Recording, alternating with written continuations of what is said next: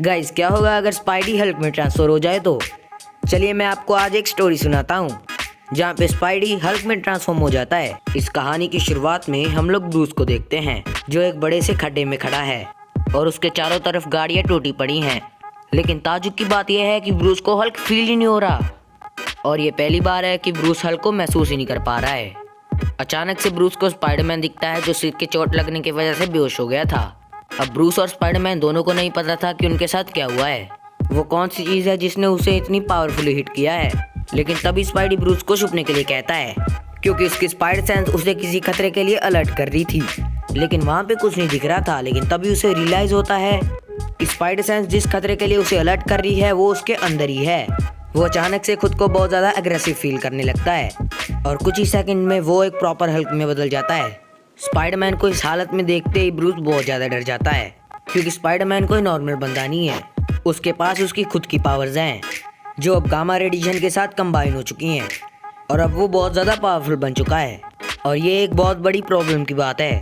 Spiderman इन powers के साथ पूरी सिटी को भी डिस्ट्रॉय कर सकता था। फिर ब्रूस जल्द से जल्द फैंटास्टिक फोर के साथ कॉन्टैक्ट करता है ताकि किसी भी तरह स्पाइडरमैन को रोक सके। सीन शिफ्ट होता है और हम लोग देखते हैं कि स्पाइडरमैन पूरे न्यूयॉर्क में तोड़फोड़ कर रहा है लेकिन अभी तक उसने किसी को मारा नहीं है। फैंटास्टिक फोर की टीम अब पहुंच जाती है और द थिंग अपनी पूरी ताकत लगाकर हल्क को रोकने लगता है। पर स्पाइडरमैन इतना ज़्यादा एग्रेसिव हो जाता है कि द थिंग को उसे रोकना भी बहुत ज़्यादा मुश्किल हो जाता है। तो रीड रीचर अपनी बॉडी को स्ट्रेच करके स्पाइडरमैन को होल्ड कर लेते हैं और सोस्टॉर्म अपनी पावर का यूज़ करके स्पाइडरमैन को रोक लेते हैं। और फैंटास्टिक फोर की टीम सोचती है कि हमें स्पाइडरमैन को एस्टर आइलैंड पे लेकर जाना चाहिए जो कि एक खाली आइलैंड है। ऑब्वियसली वहाँ पर कोई नहीं रहता तो स्पाइडरमैन वहाँ पर किसी की भी जान नहीं ले सकता था। तो रीड रीचर ब्रूस की बात मान लेता है और स्पाइडरमैन को एस्टर आइलैंड पे लेकर जाते हैं। और वहाँ पर सुबह हो जाती है और स्पाइडरमैन अपनी नॉर्मल फॉर्म में आ जाता है। स्पाइडरमैन बहुत ज़्यादा टेंशन में था क्योंकि स्पाइडरमैन नहीं चाहता था कि उसका मास्क फट जाए और ऑब्वियसली वो अपनी पैंट के लिए भी टेंशन में था। बट ब्रूस उससे कहता है कि डोंट वरी, ऐसा कुछ भी नहीं हुआ था।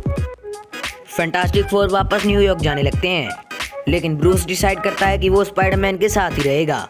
धीरे धीरे रात होने लगती है। स्पाइडरमैन और ब्रूस एक कैंप फायर जलाकर बैठे होते हैं। इस मूवमेंट पे स्पाइडरमैन बहुत ज़्यादा डरा था।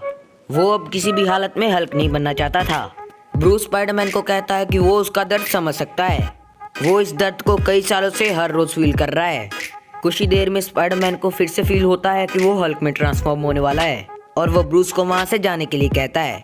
वो नहीं चाहता था कि वो ब्रूस को चोट पहुँचाए पर ब्रूस कहता है कि तुम इस बात की टेंशन मत लो। स्पाइडरमैन ब्रूस को थैंक्स कहता है और वो हल्क में ट्रांसफॉर्म हो जाता है।